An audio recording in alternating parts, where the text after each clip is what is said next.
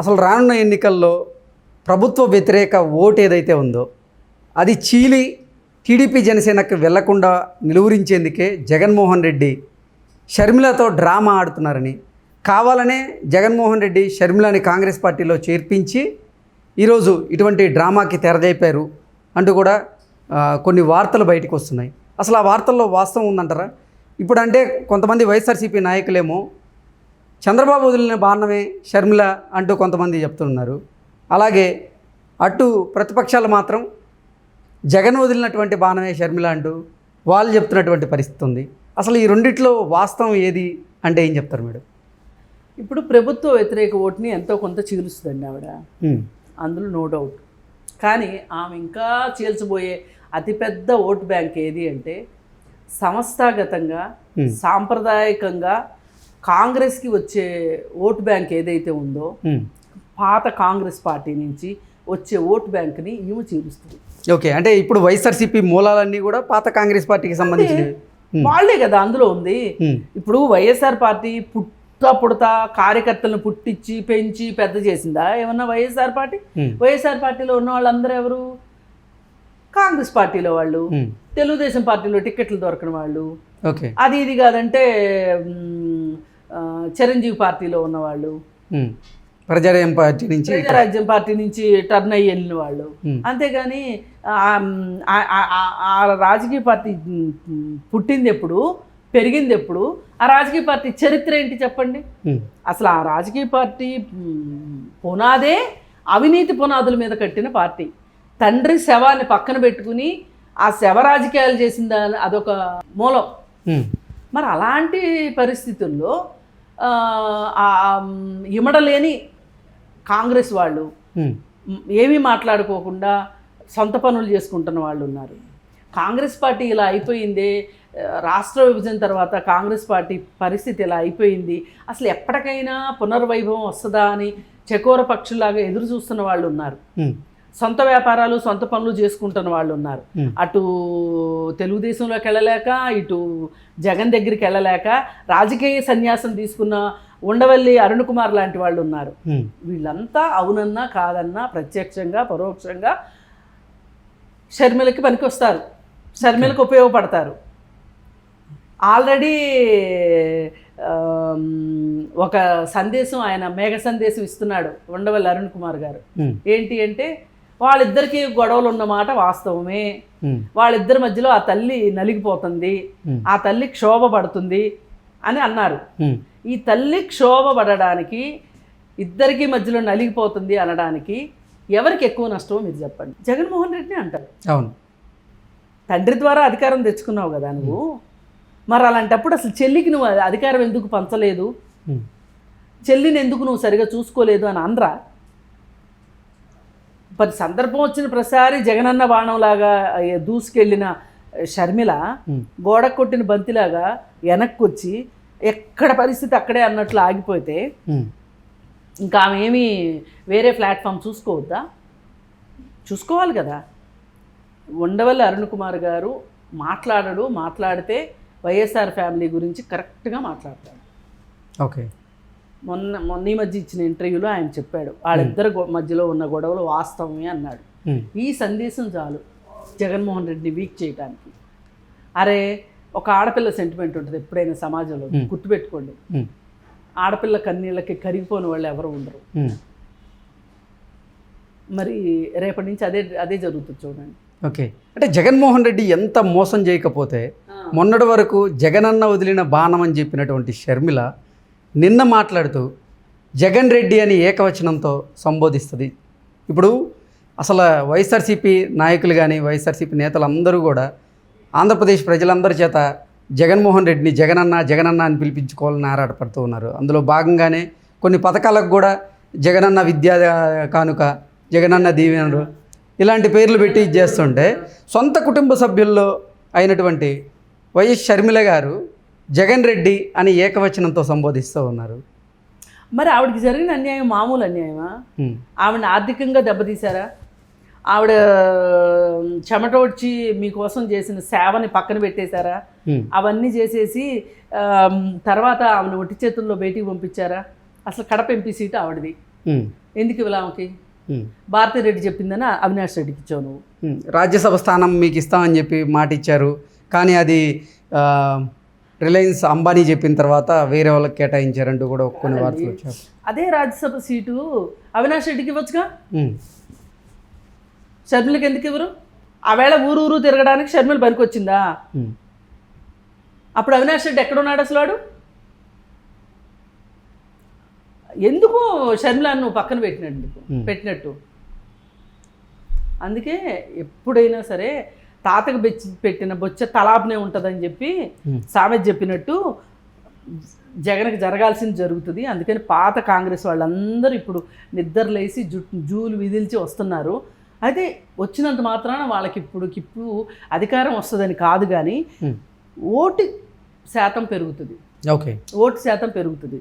తద్వారా అది ఎవరి క్లాస్ మేడం? అంటే ప్రభుత్వ వ్యతిరేక ఓటు చీలి, అది ప్రభుత్వ వ్యతిరేక ఓటు కాదు. ఓకే, జగన్మోహన్ రెడ్డి వైఎస్ఆర్ కొడుకు కాబట్టి, ఇక్కడ కాంగ్రెస్ పార్టీ సరిగా లేదు కాబట్టి జగన్మోహన్ రెడ్డికి ఓటేసిన పాత కాంగ్రెస్ కాపులు అందరూ బయటికి వస్తారు. ఇప్పటికిప్పుడు బయట రాలేకపోయినా ఓట్లు అయితే పడతాయి. చాలా మంది ఇందిరమ్మ భక్తులు కావచ్చు, రాజీవ్ గాంధీ భక్తులు కావచ్చు, వాళ్ళు ఇంకొక పార్టీకి ఓటేయడానికి ఇష్టపడరు, ఇంకొక గుర్తుకు ఓటేయడానికి ఇష్టపడరు. గతంలో 100 కంటే కూడా తక్కువ ఓట్లు పడ్డాయి ఆంధ్రప్రదేశ్లో కాంగ్రెస్ పార్టీకి, కానీ ఈసారి పుంజుకుంటుంది, 3% ఓటు పడే అవకాశం ఉందంటూ కూడా కొన్ని సర్వేలు చెప్తున్నాయి. 3% ఓటు వస్తుంది. ఎందుకంటే ఇందువల్లే ఆ పాత వాళ్ళందరూ వస్తారు బయటికి. ఇప్పుడు జగన్ వ్యవహార శైలి నచ్చట్లా వాళ్ళకి, ఆ సరళి నచ్చకు వస్తారు వెనక్కి. రాజధాని లేకుండా చేశాడు, అది ఒక అవమానం అని చెప్పి అనుకుంటారా? మరి అనుకున్నప్పుడు మరి ఏం ఆలోచిస్తారు కాంగ్రెస్ వాళ్ళు? అందుకని అతను చాలా అన్ని వైపుల నుంచి నరుక్కొచ్చి అధికారంలోకి వచ్చిన పెద్ద మనిషి, అన్ని వైపుల నుంచి చెడగొట్టుకుని అధికారంలోంచి కిందకి దిగే రోజు దగ్గరలో ఉంది. ఓకే, జగన్మోహన్ రెడ్డికి ప్రభుత్వ వ్యతిరేక ఓటు కొంత చీల్తుంది, పాత కాంగ్రెస్ ఓటు ఆమెకు వస్తుంది. పైగా ఆమె ఏమన్నా కొంచెమన్నా ఆ స్పీడ్ తగ్గించే ఉద్దేశంలో ఉన్నా కానీ ఆమెను జెట్ స్పీడ్లో పరిగెట్టించేటట్లు జగన్మోహన్ రెడ్డి చేసే పనులు ఉన్నాయి. ఏంటంటే ఆర్థిక మూలాల గురించి మనం ఇందాక మాట్లాడుకున్నాం. ఆర్థికంగా ఆవిడని చేయడం, ఆవిడకి ఎంపీ సీట్ ఇవ్వకపోవడం, అవి రెండు పక్కన పెడితే ఇప్పుడు పుండు మీద పచ్చికారం చల్లినట్లు సోషల్ మీడియా వాళ్ళతోటి ఆవిడ్ని ట్రోలింగ్ చేయిస్తున్నాడు జగన్మోహన్ రెడ్డి. అసలు వైఎస్ షర్మిల గారి పేరు ముందు అసలు వైఎస్ ఉండొద్దు, ఆవిడ ఇంటి పేరు అది కాదు. ఆవిడ బ్రదర్ అనిల్ కుమార్ని వివాహం చేసుకున్న తర్వాత షర్మిల గారి ఇంటి పేరు మారుద్ది.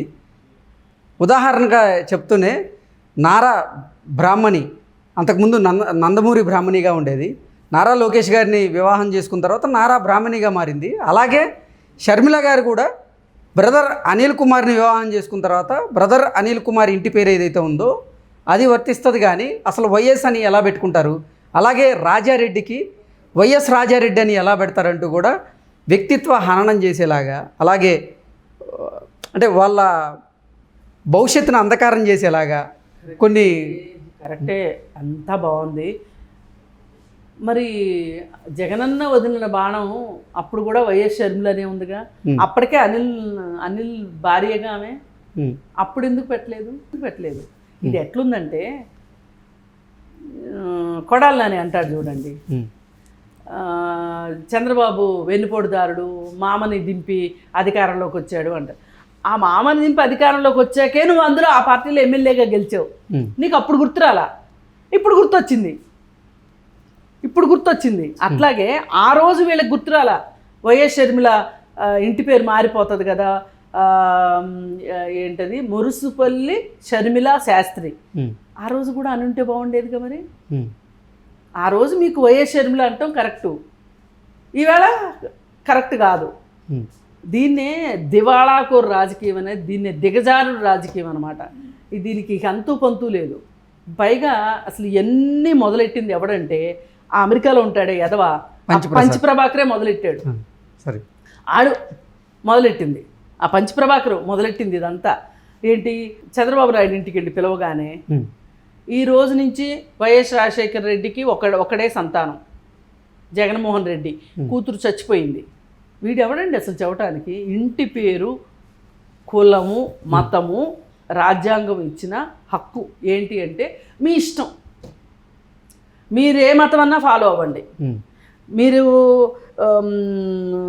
కులం మార్చుకుంటానంటే వ్యక్తిగతంగా ఒప్పుకోరు. కానీ ఒక కులాంతర వివాహం జరిగింది, ఒక మతాంతర వివాహం జరిగింది, అప్పుడు ఆ ఇద్దరిలో ఎవరో ఒకళ్ళ మతం వాళ్ళ పిల్లలకు పెట్టుకునే హక్కు ఉంది. ఇప్పుడు నేను కులాంతర వివాహం చేసుకున్నాను కాబట్టి నా భర్త కులమో భార్య కులంతోటో నేను ఉద్యోగం సంపాదించుకుంటాను, రిజర్వేషన్ తీసుకుంటానంటే ఒప్పుకోరు. వాళ్ళకి పుట్టిన పిల్లలకి ఏ కులమైనా తీసుకోవచ్చు, ఆ హక్కు ఉంది. ఇంటి పేరు, అదే ఇంటి పేరు కంటిన్యూ చేసుకునే హక్కు ఉంది. అసలు నువ్వెవరో చెప్పడానికి? అసలు ఇంటి పేరు వద్దనుకునే హక్కు ఉంది ఒక వ్యక్తికి. ఇప్పుడు నాలాంటి వాళ్ళు ఉంటారు, నాకు అసలు ఇంటి పేరు అంటే ఇష్టం ఉండదు. ఎందుకు? నాకు నేనుగా నా పేరు నాకుంది, నాకు ఇంటి పేరుతో సంబంధం లేదు అనుకుంటాను. ఏవో ఎక్కడో ఒక చోట కొన్ని చోట్ల టెక్నికల్గా అవసరమైన చోట ఇంటి పేరు ఉంటుంది తప్పితే అదర్వైజ్ ఇది కూడా వద్దనుకునే హక్కు ఉంది నాకు. కాదే దీనికి ఒక లీగల్ ప్రాసెస్ ఉంది. ఒక లీగల్ ప్రాసెస్ ద్వారా నా ఇంటి పేరుని నేను తీసేసుకోవచ్చు. ఇంటి పక్కన పేరు పక్కన రెడ్డి, నాయుడు, చౌదరి ఏమి పెట్టుకోవాల్సిన అవసరం కూడా లేదు. నాకు ఇష్టం లేకపోతే అది నా ఇష్టం. ఇప్పుడు కొంతమంది రెడ్డిస్ పెట్టుకోరు. పవన వెంకటరామ్ గారు ఉండేవాళ్ళు, మనకు సీఎంగా ఉన్నారు ఆయన. ఆయనకి ఇష్టం లేదు రెడ్డి అనిపించుకోవడం, అందుకని భవనం వెంకటరామ్ అనే అనుకున్నాం. వాళ్ళ భార్య భవనం జయప్రద, ఆదర్శ జంట అనమాట వాళ్ళు. అట్లా కులాలకి మతాలకి అతీతమైన వాళ్ళు అట్లా కొంతమంది ఉంటారు, వాళ్ళ ఇష్టం. ఇది పూర్తి వ్యక్తిగతం అండి. అసలు వీడెవడొచ్చి చెప్పడానికి? ఆవిడ వ్యక్తిత్వం గురించి, పైగా ఆవిడలో పారే రక్తం గురించి మాట్లాడుతున్నారు. ఎక్కడి దాకా వెళ్తున్నారు? అసలు మీ సంస్కృతి ఏంటి? ఈ మొత్తానికి జగన్మోహన్ రెడ్డి కారణం. జగన్మోహన్ రెడ్డి తలుచుకుంటే ఇవన్నీ ఆపగలడు. ఆయన గ్రీన్ సిగ్నల్తోనే జరుగుతున్నాయి. ఆయన గ్రీన్ సిగ్నల్తో కాకపోతే సజ్జల డైరెక్షన్లో జరుగుతున్నాయి. ఆయనే కదా సకల శాఖ మంత్రి, ఆయన డైరెక్షన్లోనే జరుగుతున్నాయి అనుకోవాలి. పోని ఈయనకి తెలియకోకుండా మొదలైంది అనుకుందాం, ఆపొచ్చుగా. ఇలా మాట్లాడడానికి వీల్లేదు, ఇది కరెక్ట్ కాదు అనొచ్చుగా. ఎందుకు అనట్లా? ఆయనే దగ్గరుండి చేపిస్తున్నాడు. ఇప్పుడు ఏ స్త్రీకైనా ఆమె వ్యక్తిత్వం గురించి, ఆమె పర్సనాలిటీ గురించి మాట్లాడితే వాళ్ళు డౌన్ అయిపోతారు. ఇప్పుడు షర్మిలని డౌన్ చెయ్యాలి, అది జగన్మోహన్ రెడ్డి ఉద్దేశం. అందుకే ఇలా చేస్తున్నాడు.